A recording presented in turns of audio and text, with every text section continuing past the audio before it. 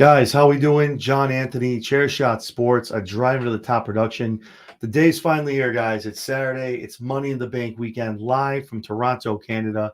We've had an amazing week of a lot of collaborations with a lot of other different podcasters talking about the what ifs, the what happens, what if this happens, what if that happens.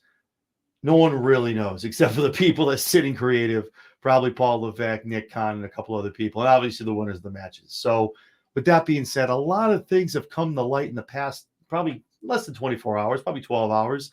Just want to jump on, talk about them a little bit, go over our predictions one more time, and talk a little about NXT Heatwave that's going to be taking place tomorrow night from Toronto as well. So first off, some of the big things coming out of this the past 12 hours is Trish Stratus has been named the special guest host of Money in the Bank. Obviously a Toronto native. Big fan of hers. We had a chance to meet her. This has spurred a lot of speculation that she will be interjecting herself into the ladder match, obviously trying to thwart any attempt that Zoe Stark has at winning that briefcase, going back with a lot of bad blood that they have with one another. Speaking of bad blood, try saying that 3 times fast. Speaking of bad blood, it has now been announced that over on October 5th, that's a Saturday, Bad Blood is back. If you've been watching wrestling for a long time, you'll remember this is a PLE from back when there was brand extension, and every other month there was 2 PLEs. Each brand had their own pay-per-view. Bad Blood was a WWE Raw exclusive PLE. It's back. It's emanating from Atlanta, Georgia, Cody Rhodes' hometown. So that's back. That's going to be awesome to see how that's going to shape up. Who's going to be on that? From the previews, it looks like it's a lot of raw, heavy talent in the preempt video, but obviously, it's probably going to be a collab with Cody Rhodes being featured as well. So, with that being said, also too, a lot of pictures, a lot of things have been coming out of us as far as people who are around the arena in the area before the PLE. A big, huge name that has been talked about, been verified by a couple outlets, is John Cena has been seen in the Toronto area. This is huge. I would imagine maybe if he's going to be a part of anything, and maybe the Bloodline storyline in their match with Cody Rhodes. Maybe he comes down, maybe he interjects himself somewhere in the ladder match. Who knows? That's going to be very interesting if he's showcased on the show. CM Punk was shown in a picture with AJ Lee looks like coming from the airport or going into the arena. AJ Lee, obviously, a lot of people are clamoring for her to come back into the company, to go back into that women's division. She is in amazing form, amazing physical shape right now. But this can also be very easily discounted, is that she's obviously traveling with CM Punk, who will probably be featured somewhere on the PLE as well. A lot of other names that are rumored and people that want to see them appear. Brock Lesnar has been one. Roman Reigns is the big one. I've talked about it all week. I think this is a little early for someone like Roman Reigns to come out and inject himself into the Bloodline mix. After an amazing promo this past Friday on SmackDown, and obviously putting Paul Heyman through the table the last Friday, this is very interesting. Roman is definitely having his buttons pushed. Solo is sending the message to the tribal chief that you are the old one, I am the new one. So that's going to be awesome to see. I think if anyone's going to interject themselves, Jimmy Uso probably makes his way somewhere into this PLE, whether it's in the ladder match for the briefcase to help Jay win, or somewhere into the Bloodline match against Cody Rhodes and RKO.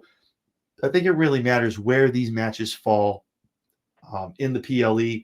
If the 6-man tag is main event, obviously you're getting a comeback. Something's going to happen. Charlotte Flair has been another name thrown around, but again, this can be very easily discounted with Andrade being a participant in the Money in the Bank ladder match, and Charlotte Flair clearly just wanting to be there for support. So it's crazy. There's a lot of stuff going on right now. A lot of names. Again, wrestling school again. The fact that we're sitting here not knowing what's going on, I think 2-3 years ago, it was very predictable. You knew the path that they were going. Even if it wasn't the path they were supposed to go on, Vince was going down that road anyway.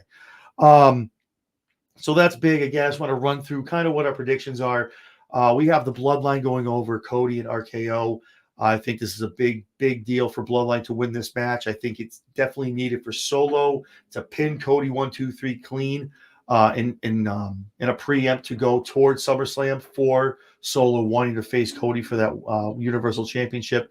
If it's not Cody, it's definitely KO's taking this pin. Randy's not taking a pin in this match. Randy's going to be out of the match, rolling out somewhere, trying to get in, trying to break up the 1, 2, 3. So I think it's Cody Rhodes who gets the pin. Solo gets the W in this for the Bloodline. Jimmy could also make a return here as well. I think if this match goes on last, Jimmy kind of makes a return. Not trying to thwart the bloodline unsuccessfully, maybe getting taken out one of the Tongas. But I think Jimmy's more of a bet for the Yeet in the Bank, trying to help out his brother and Money in the Bank. And then you have the IC title match for the Intercontinental title. We have Sami Zayn, Braun Breaker. I have no way, shape, or form Braun Breaker not walking out of Toronto, the new Intercontinental champion. No way in hell. Not the way he's been booked the past 2 months. The only way I really see this going on, again, it's all about placement. If you've been watching Money in the Bank as long as I have, you know whenever that Money in the Bank men's ladder match goes first on the PLE, you know there's some shenanigans, something's going on down the road. Always keeps the door open for a cash-in somewhere that night. Got to get into who I think is going to win. I'll throw it out now. I think Chad Gable's going to win the men's Money in the Bank. If he wins this right out, match 1 to start off the PLE, the only way I see Sami Zayn winning this match is he gets the win with a ropes, maybe a tights, some kind of other shenanigans, someone else trying to interfere. They do it unsuccessfully to help out Chad. Sami gets the 1, 2, 3. Braun absolutely loses his ever-living mind. 3, 4 spears into the stairs, into the table, leaves Sami a bloody pulp in the middle of that ring. And there you go. And you hear the Alpha Academy, that music hit. Master Gable comes down with the briefcase, finally cashes in on Sami Zayn to get the Intercontinental Championship. Now, again, do I want to see Chad cash it in on the IC title? Absolutely not. I'm here to see Chad go and elevate himself to go for that world title. Not to take anything away from this title. I love the Intercontinental title. Back growing up, watching guys who were IC champions, this belt was the stepping stool. This was the stepping stone. You could hold this for 3, 4, 5, even maybe 7, 8 months. Show you could do the run, make the runs of a champion, make the rounds, do what you got to do, and then show that you're worthy of getting even thought about and inserted into the World Heavyweight Championship picture. So this belt was obviously, the Intercontinental belt has always been the workman's belt, always been the workhorse belt. So very excited for that. It's the only way I see Sami Zayn winning. Other than that, Braun Breaker, 15 times on Sunday, walking away, Intercontinental champion. The next title match we have coming up is the World Heavyweight Championship over on Raw. This one's tough, guys. This one's tough. We have Damian Priest and Seth Rollins. This match is being contested under gentlemen's shake rules. If Seth Rollins loses, he can no longer challenge for the World Heavyweight Championship while Damian Priest is champion. On the flip side of that, Damian takes 2 L's if he loses. He not only loses his World Heavyweight title, he also has to lose his spot in the Judgment Day. Now, with those stipulations being said, once those came out, and Seth coming back, getting a title shot pretty damn quick coming back from injury, I thought Damian Priest all day, not a shot in hell that they take the belt off this dude. There's already rumors of Damian Priest being a paper champion, being a transitional guy, just keeping the belt warm for the next guy coming. So I thought for sure there's no way in hell. Even beating Seth too makes him look that much better, makes his star shine that much brighter. But then last Monday happened. Liv Morgan happened. That's what happened. All of a sudden I see her coming down, costing R-Truth and The Miz, the World Tag Team Champions over on Raw, championships on Raw, getting herself involved, getting her boy Finn, yeah, I said it, her boy Finn, some gold. Now I'm sitting here going, oh, no, wait a minute. Now, if you've been watching this for the past 4 or 5, I think it's a good 4 months now with the whole Dom and Liv thing. Once Rhea kind of got hurt, kind of got out of the picture, and Liv started her revenge tour, came back, won the championship from Becky. There's a lot of nuances. Liv seems to always get her hands on Dom's clothes, always seems to be at the right place, the right time when it comes to Dominic Mysterio. Now, obviously, a lot of people watching you are like, okay, Dirty Dom's a dirty dog. He's just trying to get it when Rhea's away, right? The cat's away, the mice play. Then you start really watching the details, right? Everything counts. Shout out to Sam Roberts, not Sam Wrestling. If you're not following him, definitely give him a follow on his podcast, also on his YouTube. Everything counts. One of the big rules of Not Sam Wrestling, right? Then you start watching, right? Finn's taking hotel keys. Damien's El Champion is walking into the clubhouse, and who's in there? Well, Finn's in there after Liv's walking out. He's the only one there with that look of surprise. What are you doing here? I thought you went home for the night. If you're living under a rock, you can't see where this is going, or at least where they want us to think this is going. Okay, Finn is the one that's really breaking up the Judgment Day from the inside out. He's been jealous of Damian since day one when he got that briefcase. Was always trying to thwart him too, trying to help him, but always end up screwing up his cash-ins. Finally, Damian gets the belt.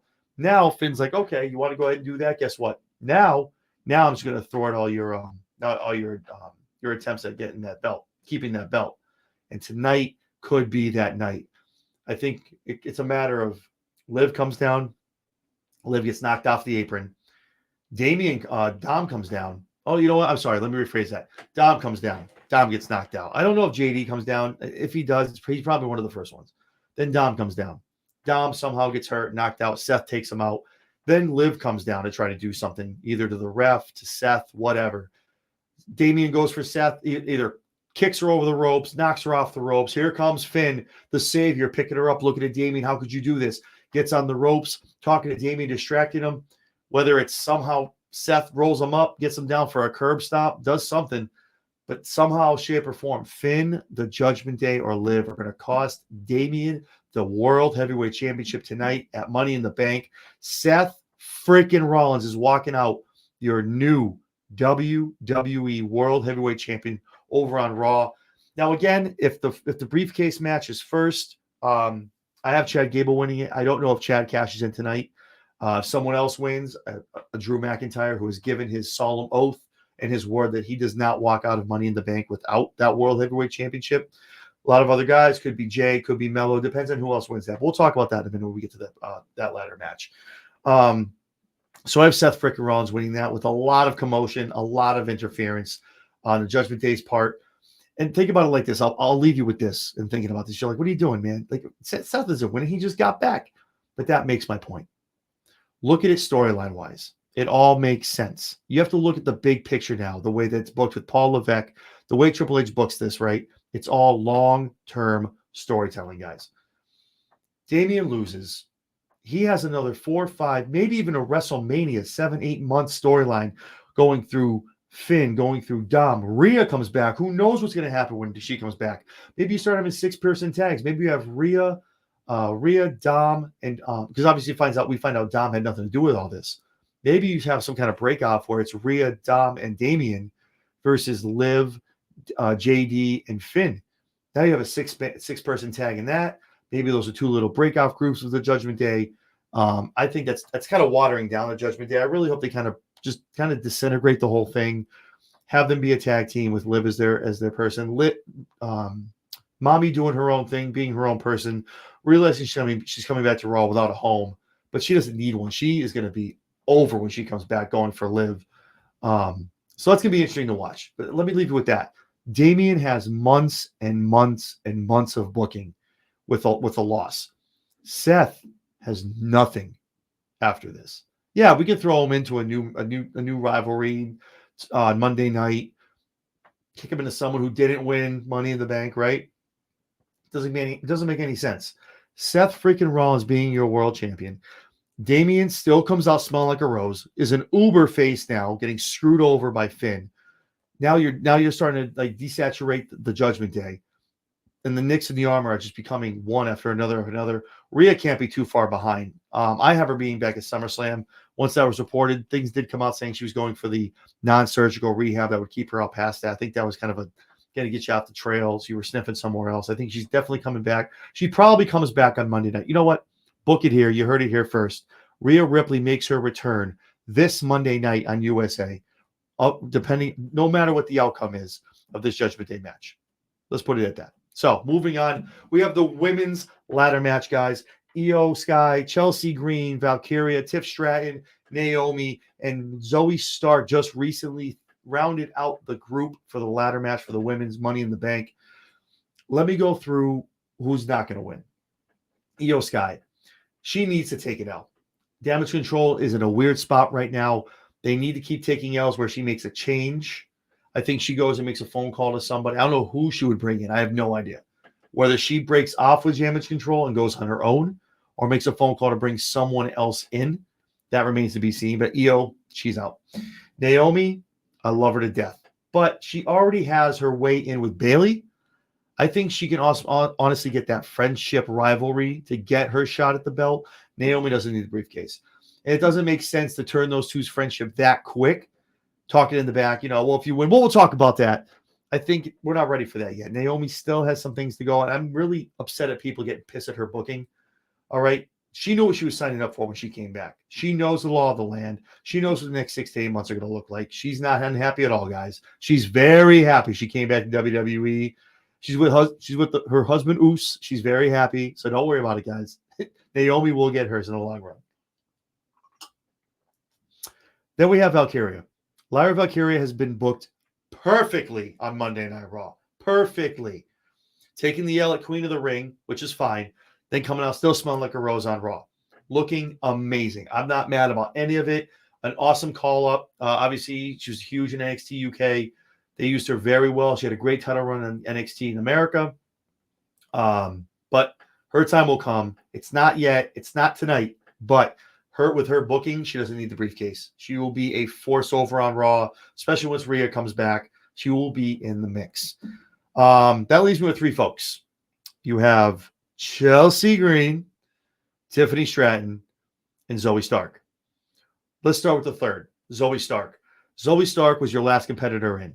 Now, I've done a lot of podcasts this past week. If you haven't checked them out, go to our YouTube channel, Chairshot Sports.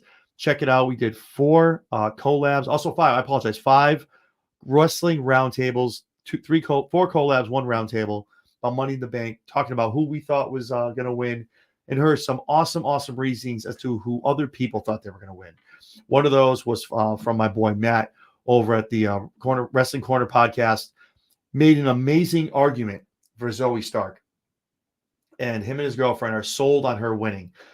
And he had some great points. I don't want to give him out here. I don't want to butcher his thoughts because I can't remember him right now. I'm toast after this week. Toast after this on the radio shows. I'm done. I'm barely doing this one.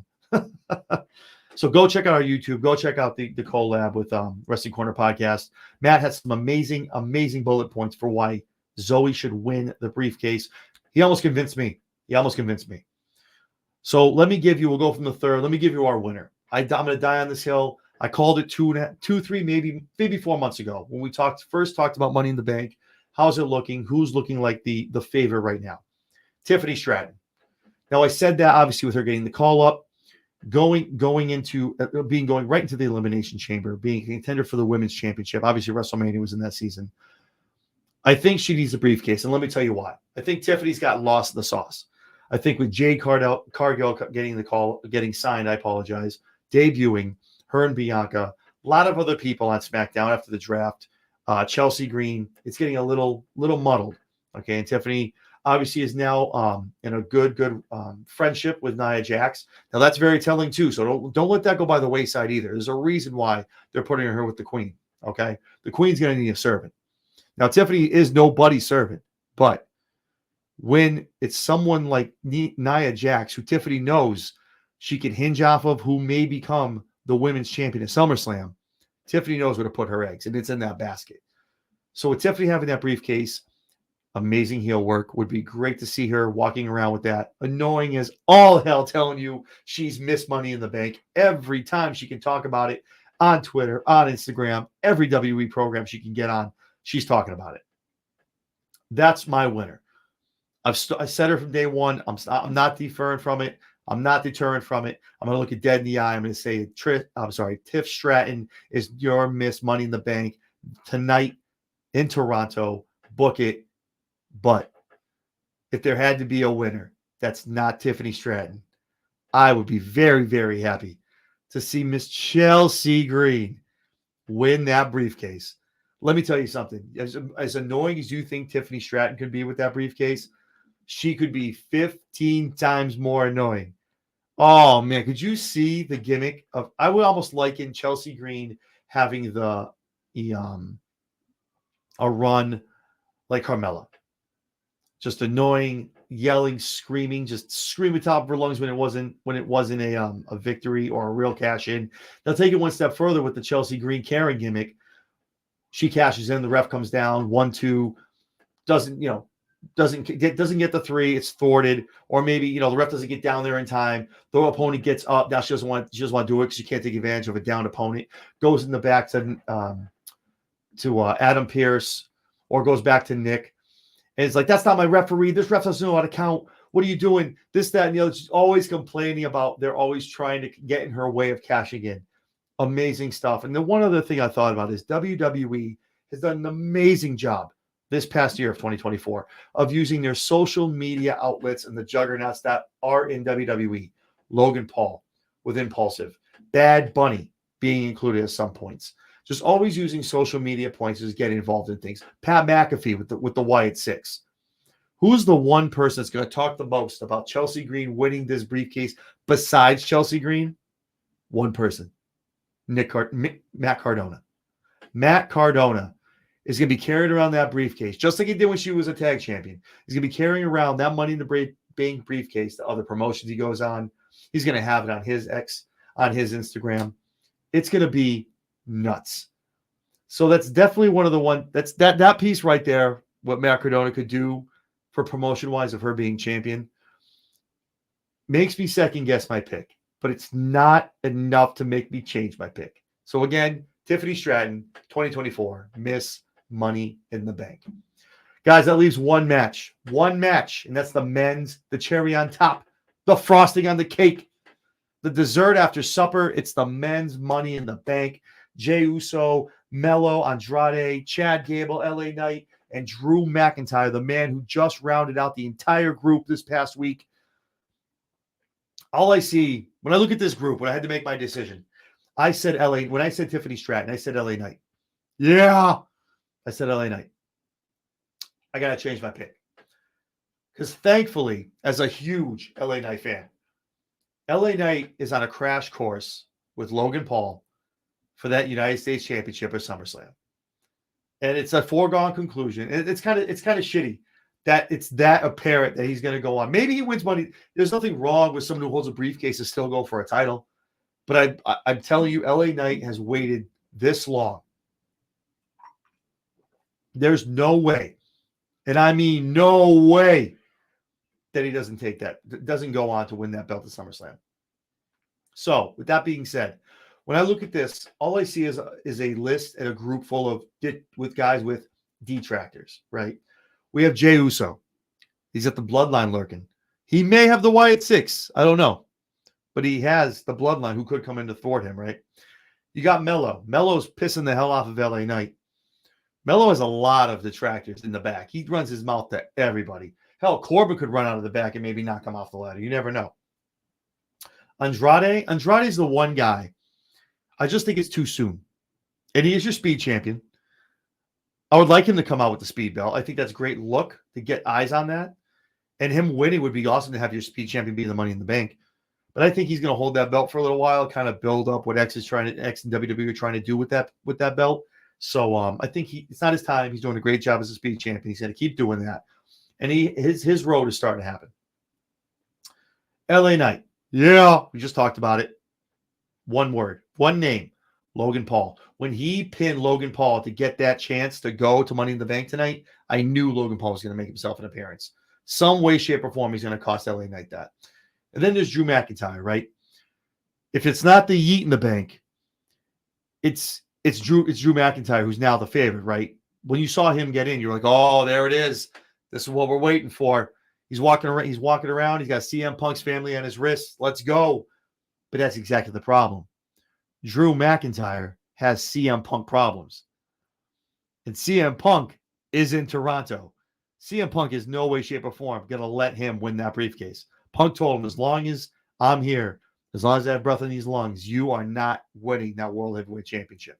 And obviously, we all know it's Drew McIntyre and CM Punk at SummerSlam. That's going to be biggest party of the summer, biggest PLE of the summer. It's going to be those two. Who's the one guy I left out?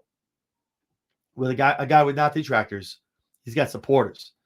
Yes, the Alpha Academy family left him high and dry. Does Otis come down tonight? Maybe. Maybe he comes down feeling bad. But do the Wyatt Six stop that family from coming out to help him? If they do, I think there's two individuals looking for a home that have been caught on camera talking to Gable a lot. I think Chad Gable is your men's 2024 Money in the Bank champion because of one group, and that's the Creed brothers. Chad Gable and the Creed brothers are going to create the new Olympic stable that Kurt Angle and the world's greatest tag team have with Shelton Benjamin and Charlie Haas. I think those three are going to be joined together. I've been told a lot on a lot of other shows. I'm being presumptuous. It's a little soon, maybe SummerSlam. But why SummerSlam? Why wait till SummerSlam? This is the time. How many times has the odds-on favorite won Money in the Bank? Not a lot. Not a lot, I'll tell you that much. The cash-in rate's great. But the odds-on favorite winning, talk to LA Knight. Talk to how he felt about it. How he felt about it last year. Telling you. Chad Gable wins it tonight. Creed brothers come down.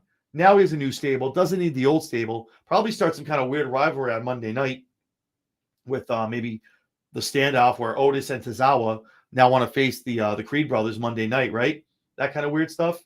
So anyway, that's who I got winning. Money in the Bank 2024 for the men's. Chad Gable with the Creed brothers. Book it. Stone Cold Lock. So that's what I got for those guys, man. I just want to go on here. I haven't really done a show solo all week, so I want to just talk to everyone about my predictions, let you know why I thought the way I thought. But the cool thing is, we're not done after tonight, guys. We're going to have an amazing PLE. We're going to be here, right here. Find us on YouTube, live tonight. We'll be here on live. We'll be live on YouTube, on X. Find us here. I'm going to go find some friends. We're going to do a whole roundtable and a whole discussion about tonight. We're going to be here after the scrum and talk about exactly what happens. But the cool thing is, we all go to bed after we're done with our frosty beverages. We got a good night's sleep. We wake up tomorrow. It's Sunday, and we're like, damn, there's still no football. But there is NXT Heatwave, baby. This is an amazing card that we have tomorrow night for NXT. Of course, Shawn Michaels is cooking down in Florida at NXT. So let's go down that card real quick. Let me give you my predictions of who's going to win those matches. We'll start with the women's North American title. We have Kalani Jordan and Sol Ruka. I love Sol. She has, first of all, her finisher is clutch.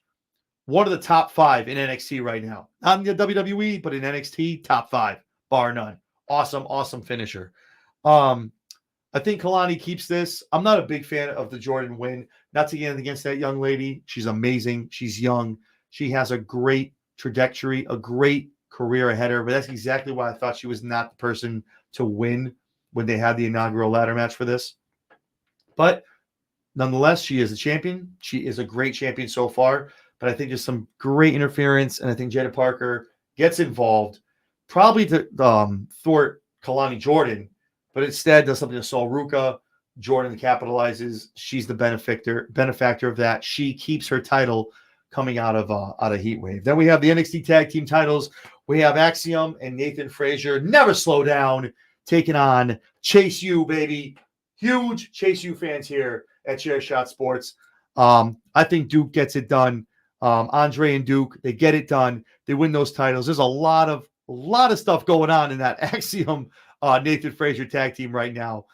A lot of tension, a lot of stuff going on. They're definitely not on the same page. So very excited for that. I think Chase U walks out of here with some gold. They're a couple time I think they're 2-time champions, two-time NXT champions. They're about to be 3-time champions down in NXT. Those guys, they're very good comedically. They're great rolling around with Thea Hale. Huge Thea Hale fans here at Chairshot Sports as well. So excited, I can't even talk. Then we have the NXT Men's North American title, and this is Wes Lee taking on Oba Femi. This one's tough as well. This is probably the one when I was going to circle a name. It was tough for me to pick one or the other. Wes got injured right before deadline. I went to deadline. I was very, very upset he was not going to be there.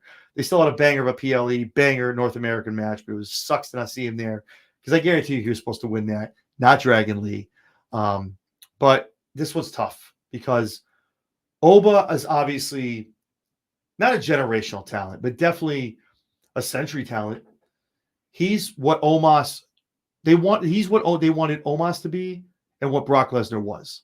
If you take Omos and Brock Lesnar and throw them in the combination machine, you get Oba Femi. The man can fly. He's versatile. He's powerful. He can go for long distances and puts on great matches.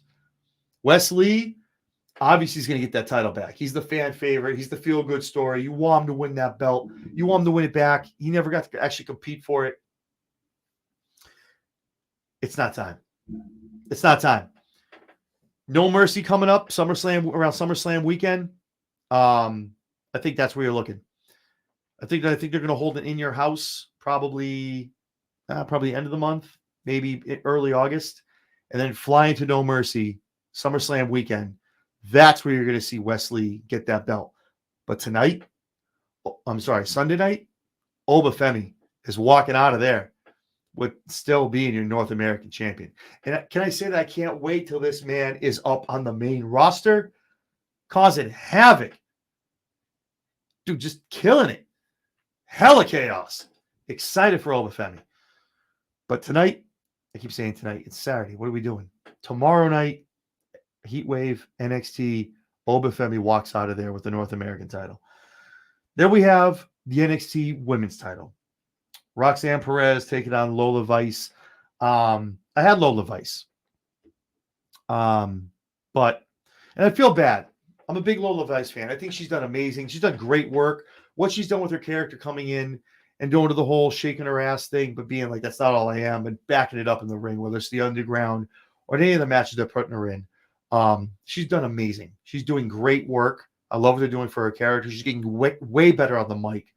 And eventually, when she does get that call to Raw SmackDown, she's going to be a problem. She's a Shayna Baszler 2.0. She's going to be great. Former UFC fighter, very awesome. But tonight, Roxanne Perez keeps that belt. Let me tell you why. Julia was supposed to debut at Heatwave. That was kind of the plan 2.5 months ago. Got injured, wasn't able to didn't know if she was going to be in the plans, kind of had to go a different way, had to pivot. If you guys watch the WrestleMania XL documentary, you know what that's about. They had to pivot, go somewhere else. Obviously, they have a great TNA partnership right now. And who's to say TNA is getting involved at some point? That's also on the table as well. Obviously, not Jordan Grace. Maybe an Ash by Elegance. Maybe somebody else out of that. Maybe Tatum Paxley pops her face up somewhere on this match. We don't know. But I think Roxanne Perez keeps this belt. I don't know if we're doing the whole Roman Reigns thing where after every match someone walks out, or on Tuesday night, Ava's like introducing someone new that we didn't even think would be one of the challengers. Really think it comes down to a point. She holds on to this again. Whatever in your house they do, end of July, beginning of August. Once we come up to No Mercy at SummerSlam, I think Julia is on TV. She's making herself known to the fans, making her case to be the champion. Ava books that match. Even if they do some way with like a 3-way, Julia being kind of new, maybe kind of still greeting the ring, don't want to look too weak. Book it where obviously Roxanne can still be like, you didn't pin me, or whatever shenanigans they want to do with that. But Julia definitely gets her shot down in No Mercy, grabs that belt, and that's where Roxanne loses that. And then obviously we start going toward the end of the year, getting to the Royal Rumble, and then we start our WrestleMania run with that. Then the match of the night over on Heatwave, this match, guys, is going to be a straight banger. If you're not tuning in for this, if you're going to be doing other things, you got a long work to do, you're doing a cookout, you got family coming over, you got date night with the wife or the girlfriend, listen, do it early, get it done. This doesn't start till 7 o'clock, 8 o'clock. Get it done early. Make sure you're seated with a cold beverage, some popcorn, and ready to enjoy some hella good wrestling. The NXT Championship match is going to be off the chain. Trick Williams, Shawn Spears, Ethan Page, and young OG Javon Evans is going to be amazing. You know y'all going to get bouncy, and obviously all ego. Shawn Spears, Trick Williams. Oh, dude, it's going to be off the chain. I love the fact they made this a 4-way. Does Trick walk out champion? This is tough for me. I didn't want to make this prediction and be wrong because a lot of people are throwing it out there every other week. And I don't want to be E-Drone or one of those people that just kind of hooks their name into like saying this name and just thinking you just want to get the notoriety, get the likes. I think it's time. Now, maybe I'm wrong. You've listened to the dirt sheets. You've heard the clamoring. Ethan Page was very low-key coming in. Shawn Spears was very low-key coming in. WWE has done a great job of bringing in TNA and AEW talent, X-talent, with not a lot of people knowing about it. So one of two things happens. One, Moose debuts on NXT. keeps the belt on Trick Williams. Those two, champion for champion, at No Mercy. Obviously, Moose has a lot going on right now. Slammiversary is at the end of August. Who's to say Trick doesn't go down there and get himself into the match? So Santino Marella puts him in, and all of a sudden now that belt's on the line. Whatever weird stuff they're going to do with TNA, that could be a way. Or it could finally happen, guys. It could finally happen. Ricky Starks makes his NXT debut after leaving AEW and costs Spears and Ethan Page the belt. And Trick Willie retains that belt and walks out. And now your new rivalry going into SummerSlam season at No Mercy. Because obviously with him costing these guys the match, obviously you'll have some kind of weird triple threat, Sean Spears, Ethan Page, Ricky Stark. You'll have all those guys fight each other, right? But No Mercy comes around. Ricky Starks versus Trick Williams. Ricky Starks wins the championship. The possibilities are endless. Now, I don't want to sit here and be one of those people that's fantasy booking and hoping for people to leave AEW. It's no surprise. It's not a secret. Ricky Starks is not happy with how he was booked in AEW. The fact that he hasn't been on TV in almost 3 months is a testament to that. Do we know what his contract status is? No. Has Tony Khan talked about it? No. He also didn't talk about Ethan Page very quietly leaving the company either. He also didn't talk about Sean Spears. We all knew Sean Spears expired. He left. But we didn't know about that with AEW. AEW and WWE. So, I think the main event goes one of two ways. Someone from TNA crosses the line, comes through that prohibited portal, and gets themselves interjected somewhere to that fatal four-way. Or Ricky Starks finally makes his debut and or return to WWE, if you want to go that way. His debut on NXT. And guys, that goes down. It is going to be an all-out mess on social media, especially tomorrow night when I get back on this mic to talk about the fallout of what's going on at NXT. So, guys, that's how I see it tonight at Money in the Bank. It's how I see it tomorrow night on Heatwave. If you're not already following us on YouTube, please shoot us a subscribe, ring that bell. Appreciate it. I think last time I checked, 89% of you that watch this are not subscribed. We appreciate it. Weekly content. Hell, this week we got content every day. Feel free to join in. That's not your bag. Feel free to join the 16,000 strong followers over on X, on Twitter, also on Instagram and on Facebook, all at Chairshot Sports. If you got some time on a Saturday night, anytime around 6 p.m., you can catch us on the Live 365 radio app, on the Block 105 in our SoCal radio. Chairshot Sports, check us out. It's a 1 hour long radio show. It's kind of like Sirius, so it's a little more TV 14, if you will. But check us out there. Total new content on there, taking on a whole bunch of new issues there and topics as well. So, guys, I appreciate it. Again, I'm John Anthony. You're watching Chairshot Sports, a driver to the top production. Appreciate you guys. Get your cold beverages, get your popcorn, get excited for an amazing night and an amazing weekend of WWE coming out of Toronto.